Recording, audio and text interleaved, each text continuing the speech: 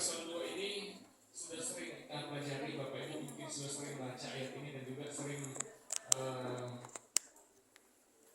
mendengar, sudah dihormatkan oleh banyak orang di dalam tema yang tadi sudah dibacakan oleh Haji Widolot, Allah dalam hidupmu bersama mengaruh pikiran dan perasaan yang seperti juga terdapat dalam Kristus Yesus. Nah, pada saat ini kita akan melihat lebih jauh lagi kenapa sampai Paulus mengucapkan hal ini dan bagaimana ini bisa memberikan aplikasi atau ada implikasi rohani dalam kehidupan kita yang bisa kita terapkan dalam kehidupan sehari-hari.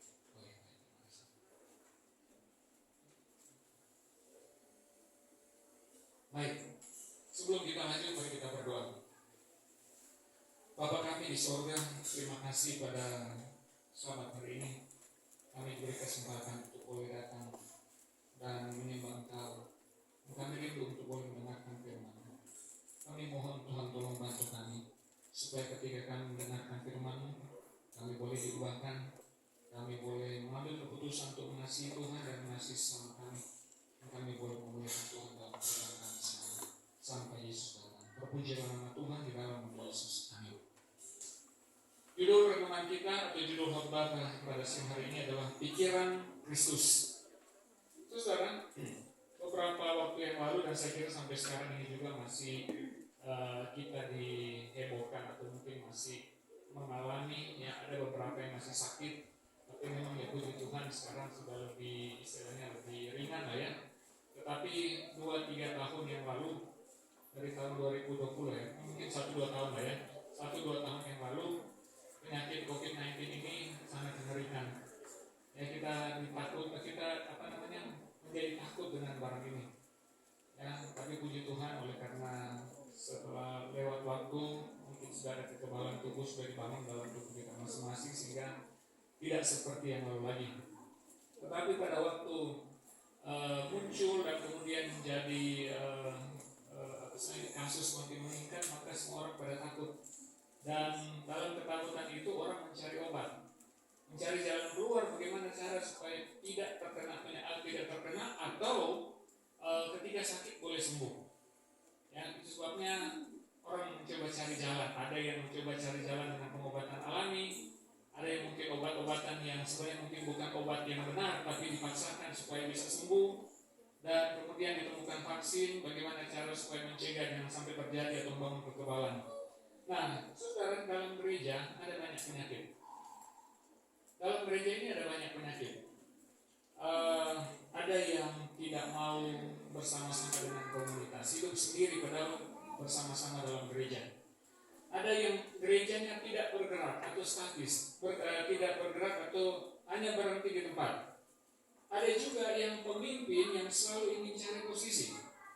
Ada juga orang yang memiliki muka dua, selalu berusaha mengatakan benar, tapi di sisi lain melakukan hal yang jahat ketika tidak dilihat orang. Ada gereja juga yang suka bikin program, tapi tidak ada yang berjalan dengan baik. Ada yang rajin menginjil, tapi tidak memelihara anggota yang baru masuk. Ada juga yang mengajarkan teologi, tapi sebaliknya tidak menginjil. Ada yang merasa diri paling penting dalam gereja. Ada juga kondisi di mana gereja tidak ada roh dalam pengertian bahwa peribadatannya sepertinya tidak hidup. Kemudian ada gereja yang tidak punya visi dan hanya berfokus pada diri sendiri dan lain-lain. Banyak penyakit dalam gereja. Saya berharap ini mungkin tidak ada di jemaat berlagu di sini. Ini cuma gambaran umum saja, saudara, yang tidak usah pikir, tidak usah bertanya dalam hati kira-kira kita masuk mana, tidak usah. Saya tidak fokus untuk itu. Saya cuma menggambarkan bahwa kadang-kadang di gereja ada penyakit seperti itu dan membutuhkan obat. Nah, di dalam Alkitab ada satu penyakit yang menjadi pergumulan dari Paulus dan juga Yesus. Jadi Yesus dia bergumul dengan hal ini untuk jemaat, Paulus juga bergumul dengan hal ini untuk jemaat. Kalau kita membaca di dalam Lukas 9:48, di antara murid-murid Yesus itu disebutkan maka timbullah pertengkaran di antara murid-murid saat di antara mereka. Bapak Ibu, kalau mohon maaf memang saya perhatikan dari sini sepertinya tidak bisa dibaca tulisannya. Jadi saya sebutkan saja ayatnya, saya bacakan dan Bapak Ibu boleh dengar ya. Jadi Lukas pasal 9 ayat 48 di 46 dia bilang, timbul pertengkaran di antara murid-murid Yesus, siapakah yang terbesar? Kemudian Lukas 22:24, terjadi juga pertengkaran di antara murid-murid Yesus, siapakah yang dapat dianggap terbesar di antara mereka? Coba perhatikan bahwa ini terjadi baik di awal pelayanan Yesus dan juga pada akhir pelayanan Yesus. Artinya bahwa pada kondisi ini murid-murid Yesus mereka masih memiliki akan pikiran duniawi untuk mencari siapa yang terbesar di antara mereka. Di dalam 1 Korintus pasal 1 ayat 10, Rasul Paulus katakan begini, tetapi aku menasihatkan kamu saudara-saudara demi nama Tuhan kita Yesus Kristus, supaya kamu setia sekata dan jangan ada perpecahan di antara kamu, tetapi sebaliknya supaya kamu bersatu dan sehati sepikir. Ini pengalaman dari Paulus di jemaat Korintus. Dia bilang jangan ada perpecahan, kamu harus sehati sepikir. Ya.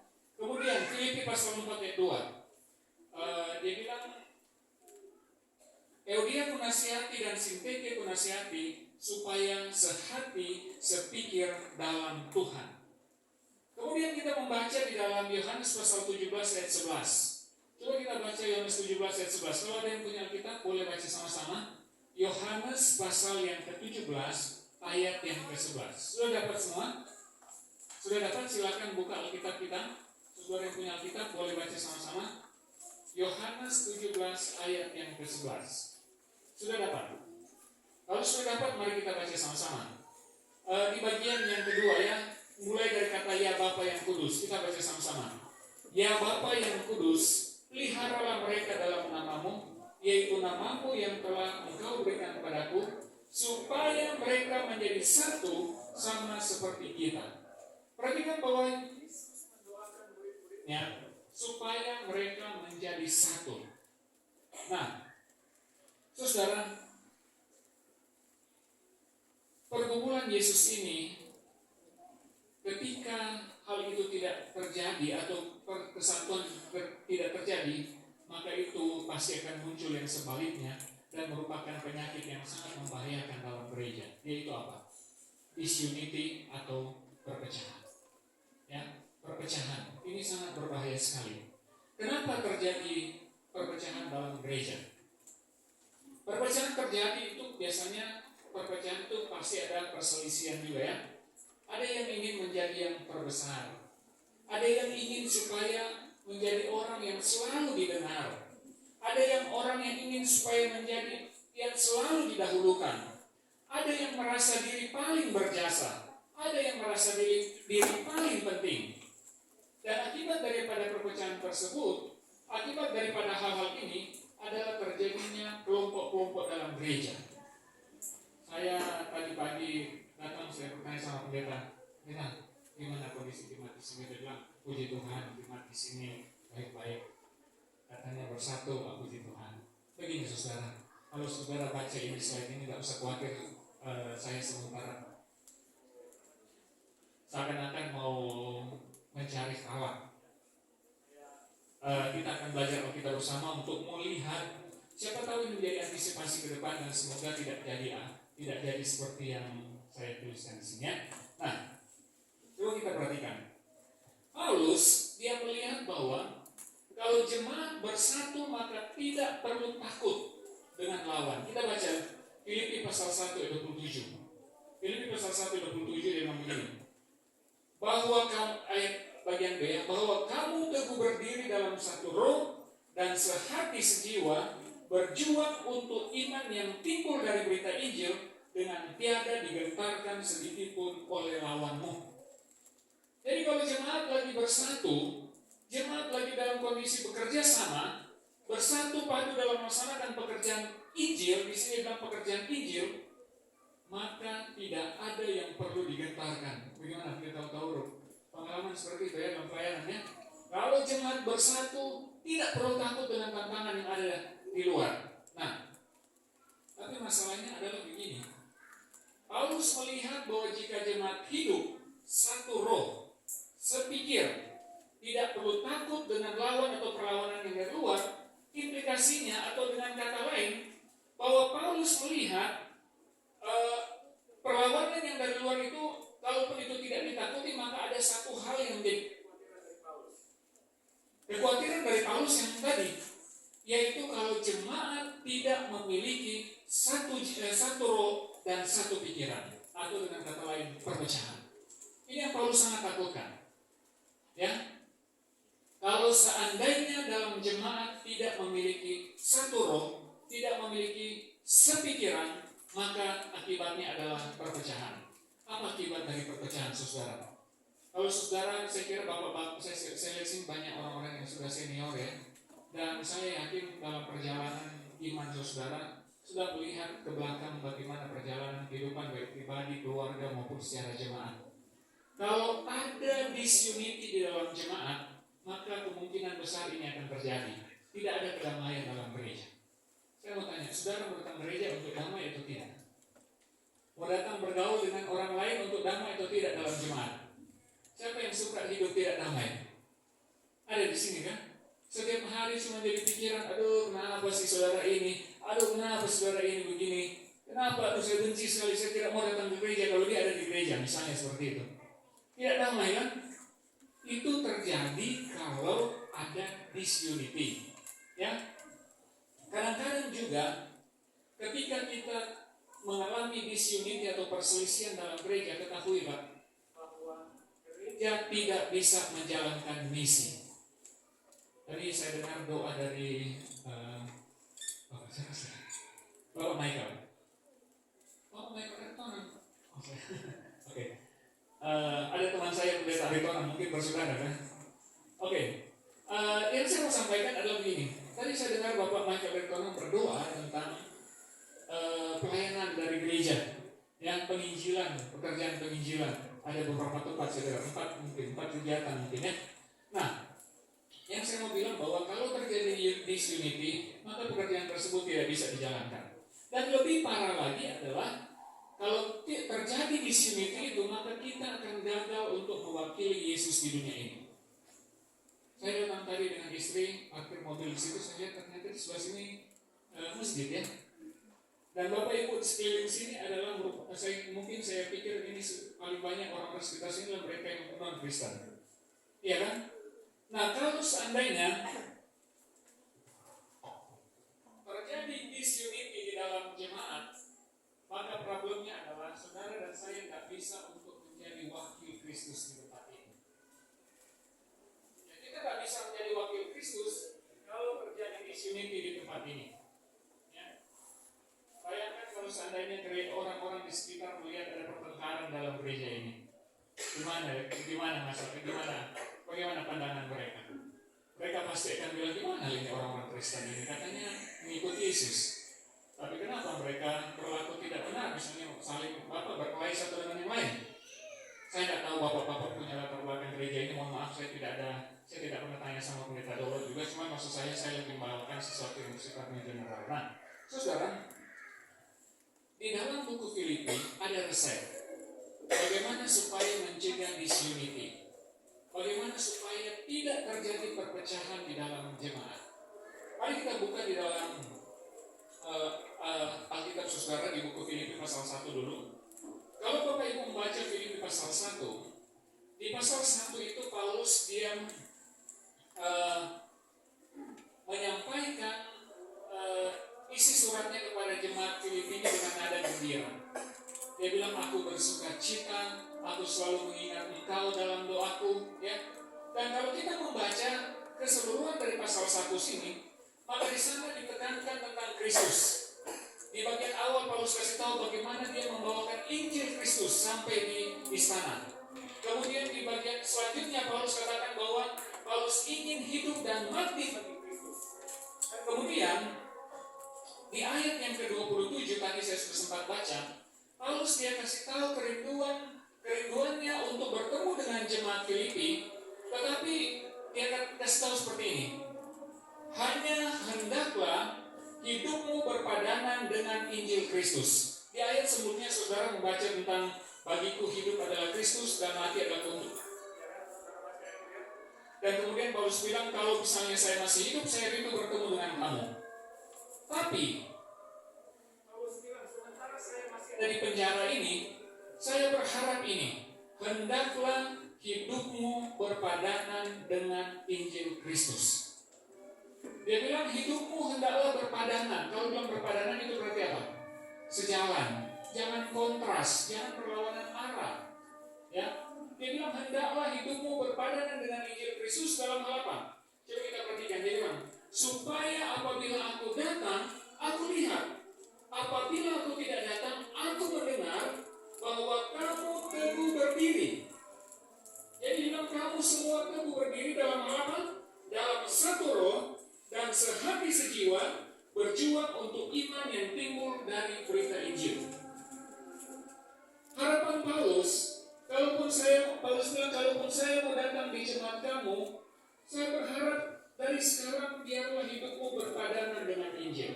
Biarlah hidupmu sehati dan sejiwa. Ya. Nah, kemudian setelah Paulus menyampaikan hal itu, kita masuk di dalam Filipi pasal 2. Filipi pasal 2 ini dimulaikan dengan bahasa begini.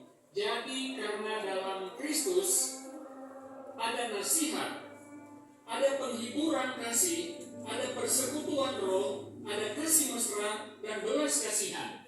Perhatikan Paulus dikatakan bahwa jadi dalam Kristus. Nah, tolong ingat bahwa frase dalam Kristus ini sangat penting. Dari awal, dari pasal 1, Paulus sudah singgung-singgung tentang Kristus. Ya, dia singgung tentang Injil Kristus tadi yang saya sudah sampaikan. Dia singgung juga tentang bagaimana kehidupannya dia mau hidup bagi Kristus dan mati pun bagi Kristus. Dan dia kasih tahu sama jemaat, kamu juga harus berpadanan dengan Injil Kristus. Itulah sebabnya di pasal 2 ayat 1, Paulus kasih tahu begini. Karena itu, if therefore there is any encouragement in Christ. Jadi kalau ada di mana nasihat dalam Kristus. Nah, perhatikan bahwa kata ada nasihat, ada penghiburan kasih, ada persekutuan, ada kasih mesra dan ada belas kasihan. Semuanya itu sebenarnya merupakan hal-hal yang Paulus dapati ada dalam Kristus. Jadi kalau dalam Kristus ada nasihat, ada penghiburan kasih, ada persekutuan roh, ada kasih mesra dan ada belas kasihan.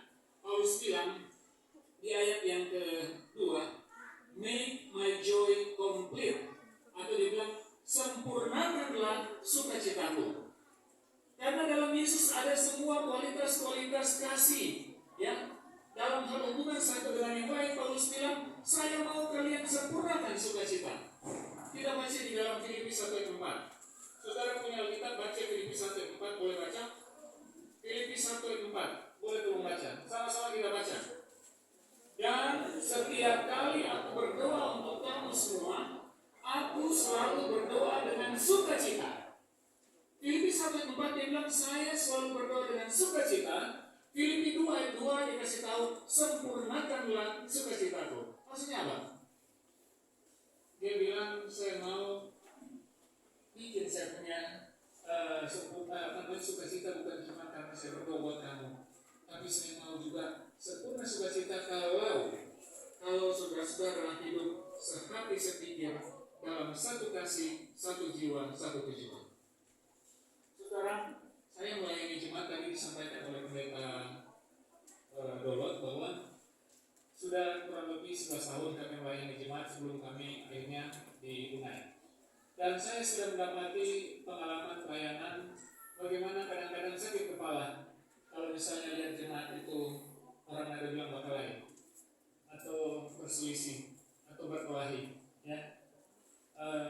Saya tanya sama pendeta, bukan pendeta dahulu, rupanya ini senior kami di pelayanan dan sudah malam melintang ya dalam dunia pelayanan. Pendeta dahulu kira-kira pengalaman dulu kalau jemaat berkelahi sakit kepala enggak? Sakit kepala ya? Sakit ya? Oke. Benar, saudara, Paulus ini adalah seorang, boleh dikatakan rasul tapi juga sebagai seorang gembala.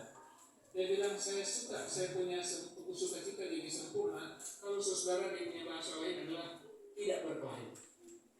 Dia bilang begini, hendaklah kamu sehati sepikir dalam satu kasih, satu jiwa, satu tujuan. Saudara, bukan mudah itu menjadi satu hati. anak muda. Lain orang, lain pikiran, betul ya? Lain orang, lain pikiran. Dan kadang-kadang kalau tidak ada mengalah, pasti akan terjadi disunity. Tapi Paulus bilang, sukacitaku menjadi sempurna kalau kalian satu hati, sepikir, dalam satu kasih, satu jiwa, satu tujuan. Kemudian, bagaimana cara supaya mereka bisa mengalami hal tersebut? Coba kita perhatikan ini. Saya coba baca ayat yang selanjutnya. Saudara, kita lihat ayat selanjutnya. Ayat selanjutnya ayat 3. Boleh kamu membaca ayat 3, kita baca sama-sama. Dengan tidak mencari kepentingan sendiri atau puji-pujian yang sia-sia. Sebaliknya, hendaklah dengan rendah hati yang seorang menganggap yang lain lebih utama daripada dirinya sendiri. Dan janganlah tiap-tiap orang hanya memperhatikan kepentingannya sendiri, tetapi kepentingan orang lain juga. Saudara, coba kita perhatikan, lihat saya buat ini. Jadi Paulus bilang bahwa supaya boleh memiliki satu kasih, supaya boleh memiliki satu jiwa, supaya boleh memiliki satu tujuan, maka jemaat tidak boleh mencari kepentingan diri sendiri atau mencari puji-pujian yang sia-sia. Gampang sekali ini terjadi dalam kehidupan jemaat, dalam hal yang negatif yang disebutkan oleh Paulus ini, yaitu kepentingan diri atau puji-pujian yang sia-sia. Kadang-kadang ketika ada kegiatan dalam jemaat dan kemudian ada orang yang mau mementingkan diri sendiri, atau bahkan ada yang cuma ingin cari puji-pujian yang sia-sia. Carilah kehormatan Tuhan, bukan kehormatan diri sendiri. Kemudian Paulus bilang, supaya jadi hal ini, hendaklah dengan rendah hati yang seorang menganggap yang lain lebih utama daripada dirinya sendiri. Perhatikan ya, tidak cari kepentingan diri, kemudian tidak cari puji-pujian yang sia-sia.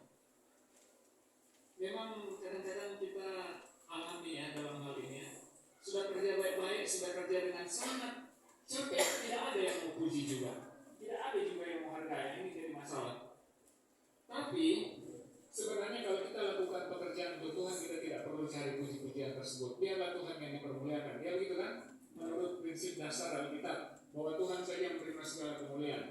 Nah, kemudian dia bilang begini, hendaklah dengan rendah hati yang seorang menganggap yang lain lebih utama daripada dirinya sendiri. Mau anggap orang lain lebih utama, kadang-kadang susah sekali itu, menganggap bahwa orang lain lebih utama dari diri kita.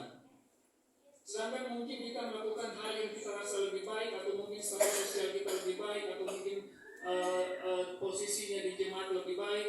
Berapa banyak ketua di sini? Dua. Boleh saya tanya ketua jemaat sini berapa? Yang mana-mana? Bapak yang sana satu lagi? Oh, tidak ada. Oke. Jadi dua ketua. Dia bilang yang seorang menganggap yang lain lebih utama. Kadang-kadang mungkin kita merasa ada seperti ini jadi persaingan mungkin. Maaf ketua, saya tidak ada tujuan itu ya, cuma maksud saya antisipasi ke depannya. Kadang kita merasa, kita kan sama-sama ketua, kenapa mesti perintah saya? Misalnya, atau kita sama-sama departemen dalam jemaat, kenapa harus ada seperti ada pemerintah? Padahal Paulus bilang, ya maka menganggap yang lain lebih utama daripada diri sendiri. Kemudian Paulus bilang, dan janganlah tiap-tiap orang hanya memperhatikan kepentingannya sendiri, tapi kepentingan orang lain juga. Saudara, tolong perhatikan baik-baik yang tadi ya, bahasa-bahasa ini ya. Tidak cari kepentingan sendiri, tidak cari puji-pujian yang sia-sia, menganggap orang lain lebih penting, lebih utama, dan memperhatikan kepentingan orang lain, bukan hanya kepentingan diri sendiri. Nah, masalah kepentingan ini menjadi transisi yang Paulus sampaikan di Filipi pasal 2 ayat 5. Coba kita baca ya, Filipi 2 ayat 5, kita baca sama-sama. Mari kita baca sama-sama ayat tema kita tadi.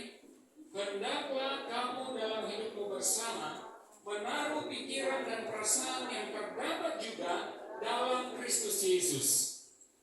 Setelah Paulus sampaikan yang tadi ya, jangan cari kepentingan sendiri, jangan cari puji-pujian, utamakan orang lain, pikirkan kepentingan orang lain. Kemudian Paulus bilang begini, hendaklah kamu dalam hidupmu bersama menaruh pikiran dalam perasaan yang terdapat juga dalam Kristus Yesus. Pikiran dan perasaan.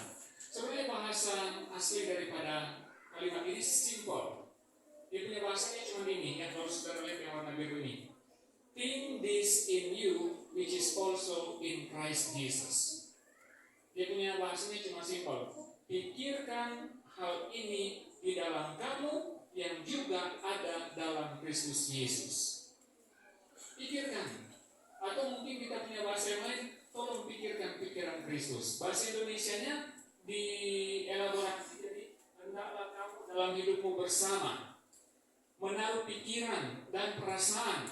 Ya, nah saudara, kenapa Filipi pasal 2 ini penulis penterjemah dari bahasa Indonesia mengatakan hendaklah kamu dalam hidupmu bersama. Dia terjemahkan hal tersebut seperti itu. Padahal di sini cuma dibilang think this. Nah, ternyata jawabannya adalah di kata yang ini. Saudara, kata yang ini bahasa Yunani ini, saya minta maaf saya perlu sampaikan ini. Jadi bahasa Yunani yang di sini ini dia punya bentuknya adalah bentuk untuk orang kedua jamak. Kalau kita belajar bahasa Indonesia, orang pertama tunggal, orang kedua tunggal, orang kedua jamak, iya kan? Baru ada yang orang ketiga tunggal, orang ketiga tunggal, orang ketiga jamak. They atau she dan he dan they, ya. Nah, di Filipi pasal 2, Paulus dia menggunakan orang kedua plural. Jadi dia punya bahasa hendaklah kalian atau hendaklah kamu semua. Itu sebabnya diterjemahkan dalam bahasa Indonesia hendaklah dalam hidupmu bersama. Ya, padahal sebenarnya dia punya bahasa aslinya cuma simple. Ini ada proneite itu katanya ya. Sudah, anyway, nggak usah pikirkan itu. Yang saya mau sampaikan begini. Penting sekali bahasa ini, ungkapan dari Paulus ini ketika dia bilang hendaklah kalian semua berpikir. Ya, tolong pikir kalian semua. Kenapa? Karena Paulus tidak sementara mengarahkan hal ini kepada satu orang, tapi dia arahkan ini kepada semua yang ada di jemaat. Siapa mereka? Mari kita lihat dalam Filipi pasal 1 ayat 1. Bapak Ibu boleh buka Filipi 1 ayat 1. Boleh baca sama-sama, kita lihat Filipi 1 ayat 1, boleh lihat? Oke, mari kita baca sama-sama. Dari Paulus dan Timotius, hamba-hamba Kristus Yesus, kepada semua orang kudus dalam Kristus Yesus di Filipi, dengan para pemilik jemaat dan diaken. Lihat Paulus punya bahasa itu untuk siapa? Kepada orang-orang kudus, kepada para pemilik jemaat dan kepada para diaken. Apa artinya? Artinya bahwa nasihat Paulus ini ditujukan pada semua anggota jemaat, kepada para pemimpin jemaat dan kepada para diakon-diakon, pelayan-pelayan yang ada di jemaat juga yang lain. Ya, jadi tak ditujukan cuma kepada ketua-ketua, tidak ditujukan hanya kepada diakon-diakon, tidak ditujukan kepada anggota jemaat, tetapi semua strata yang ada di jemaat. Paulus bilang, think this in you. Pikirkan hal ini yang ada dalam Kristus. Ya. Nah, apa yang harus dipikirkan? Mari kita lihat apa yang harus kita pikirkan tentang Yesus. Bapak Ibu boleh buka di dalam Filipi pasal 2 ayat 6 sampai yang ke-8. Kita baca dulu Filipi 2 ayat 6 sampai 8. Kita lihat ya.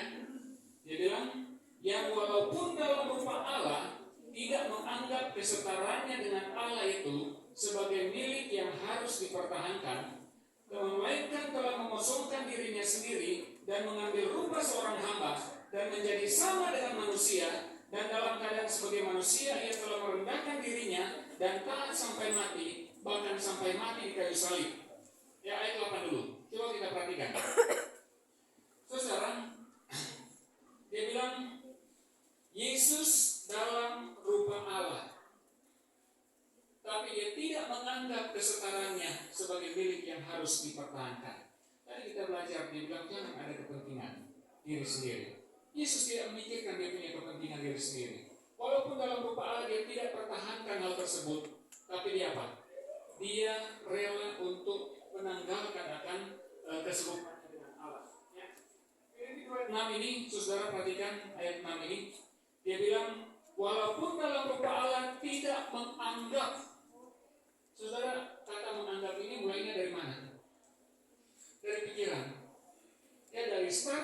pikiran kalau tidak mau menganggap, ya.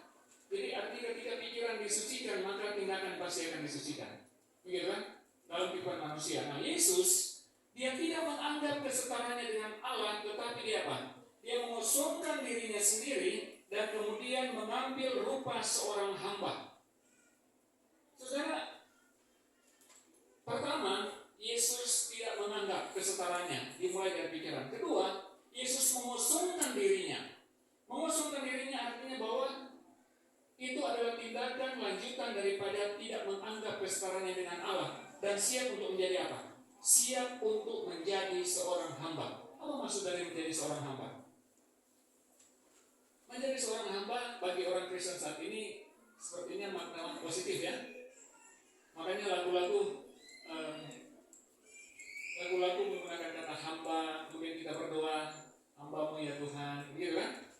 Nah, tetapi sebenarnya dalam konteks hamba yang yang Paulus sampaikan di sini, hamba di sini adalah, jujur aja dia punya arti adalah mau disuruh-suruh. Ya, bayangkan setara dengan Allah tapi mau disuruh oleh Bapaknya untuk datang ke dunia ini. Dan dia bilang apa? Yesus dia mengambil rupa seorang hamba dan kemudian dia menjadi seorang manusia. Saudara, kalau saudara kita membaca dalam buku Yohanes, muncul 35 kali kata Bapa mengutus aku atau aku diutus oleh Bapa. Yang seharusnya mereka setara menurut Paulus, ya. Kemudian perhatikan, dia bilang setelah dia mengambil rupa seorang hamba, dia menjadi sama seperti manusia. Lihat, turun step demi step, dia turun jadi seorang hamba rela untuk disuruh, sekarang dia jadi manusia, ya. Kemudian setelah itu dia bilang begini, dan dalam keadaan sebagai manusia dia telah merendahkan dirinya dan taat sampai mati, ya, bahkan sampai mati di kayu salib. Dia merendahkan dirinya dalam keadaan manusia, dia lebih rendah daripada manusia. Apa maksud daripada lebih rendah daripada manusia? Ada saudara di sini yang lahir di kandang. Ada kita di sini yang lahir di kandang. Yesus dia lahir di kandang. Itu artinya bahwa Yesus dia lahir di bawah standar daripada manusia pada umumnya. Ya. Dalam keadaan manusia dia bilang dia lebih merendahkan diri, ya. Kemudian saudara perhatikan di sini, bukan hanya sampai kepada merendahkan diri, perhatikan dia bilang dia taat sampai mati. Manusia lebih rendah dari manusia, taat sampai mati, dan kemudian Paulus dia menambahkan bahasa di dalam Filipi pasal 2, bahkan sampai mati di kayu salib. Apa maksudnya? Kematian Yesus pun dalam kematiannya dia mati secara tidak wajar dan lebih rendah daripada manusia pada umumnya. Bagi orang Romawi, kematian di salib itu tidak pantas. Itu sebabnya orang Romawi tidak dihukum lewat disalib kecuali mereka melakukan pelanggaran yang berat. Ya. Jadi salib itu adalah satu kehinaan. Dan ini dikatakan bahwa Yesus taat sampai mati, dan Paulus pakai bahasa yang lain, bahkan sampai mati di kayu salib. Saudara pikirkan yang tadi, yang kita bahas ayat 3 dan 4 tadi. Paulus dia sengaja kasih tahu, dia bilang pikirkan kepentingan orang lain. Tidak usah cari puji-pujian yang sia-sia. Pikirkan orang lain lebih utama daripada diri kamu sendiri. Coba saudara aplikasikan ini atau lihat bagaimana pengalaman Yesus. Saya mau tanya, kenapa Yesus harus rela untuk direndahkan seperti ini? Kenapa? Kenapa Yesus harus rela untuk direndahkan dalam tahap yang serendah-rendahnya? Kenapa? Dalam level yang serendah-rendahnya. Kenapa? Karena dia memikirkan kita. Karena dia menganggap manusia itu lebih utama daripada posisinya di surga.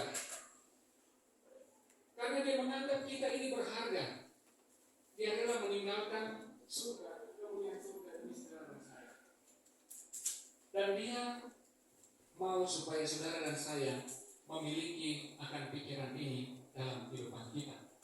Ya, coba perhatikan apa yang terjadi ketika Yesus merendahkan diri. Ayat 9 kita baca sama-sama.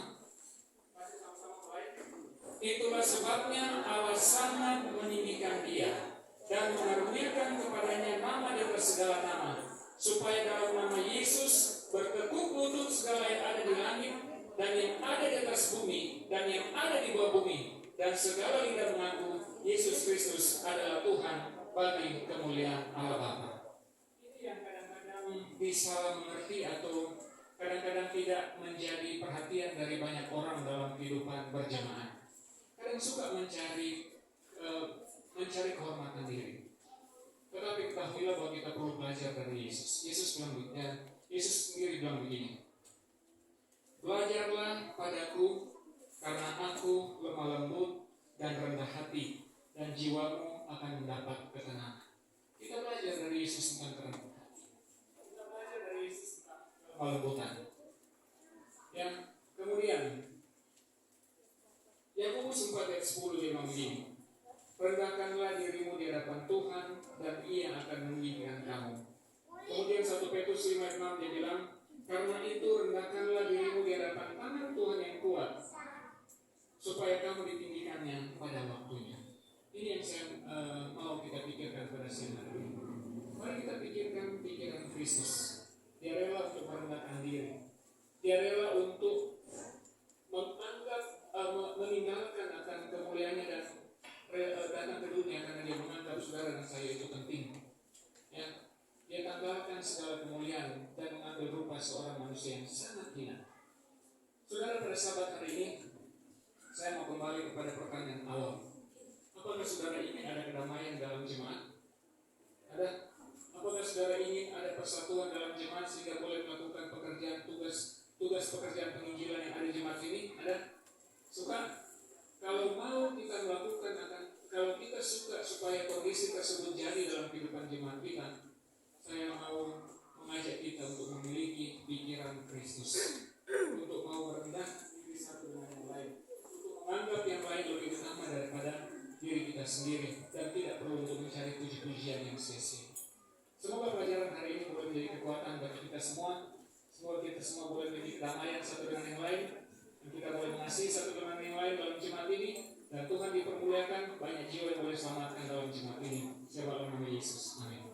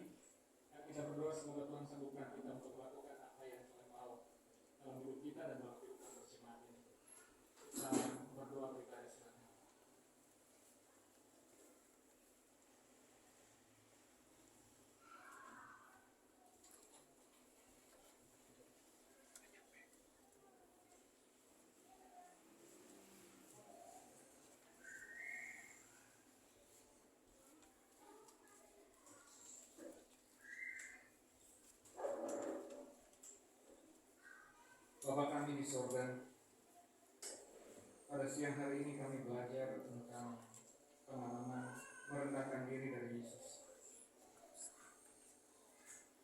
Tuhan, kami bersyukur karena Yesus mau merendahkan diri, memikirkan kami lebih penting daripada posisinya, mengutamakan kami, dan tidak mencari puji-pujian yang sia-sia.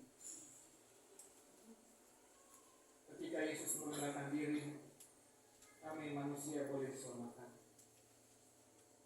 Kami mohon padamu ya Tuhan, tolonglah bantu supaya kami boleh memiliki pikiran seperti Yesus, agar supaya di dalam kehidupan kami baik secara keluarga maupun jemaat tidak akan terjadi disunity, tidak akan terjadi perpecahan atau perselisihan. Kami akan belajar untuk merendahkan diri satu dengan yang lain. Kami akan belajar menganggap orang lain lebih utama dari diri kami sendiri. Kami tidak akan mencari puji-pujian yang sia-sia. Sebaliknya, kami akan terus memiliki pikiran seperti Yesus, dan persatuan kedamaian akan ada dalam jemaat ini. Kalaupun ada tantangan dari luar, kami yakin jika kami bersatu, kami saling mengasihi satu dengan yang lain, maka tantangan-tantangan tersebut akan bisa dikalahkan di dalam Tuhan. Kami mau berdoa memohonkan berkat bagi jemaat Tuhan yang ada di Merbabu ini.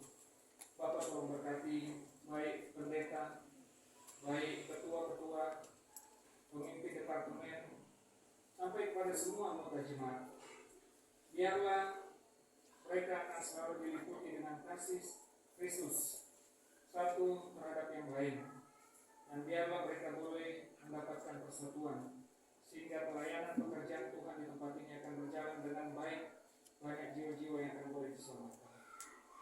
Terima kasih ya Tuhan. Apabila ada dosa dan kesalahan kami, apabila mungkin kami sudah menyakiti hati sesama kami, hati antara satu dengan yang lain dalam jemaat ini, Tuhan ampuni kami.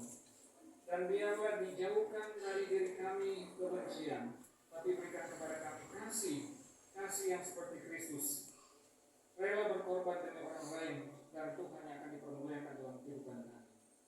Terpujilah namamu ya Tuhan. Terima kasih. Kami serahkan kehidupan jemaat Tuhan jemaat ini dalam tangan Tuhan. Di dalam nama Yesus Juru Selamat kami. Amin.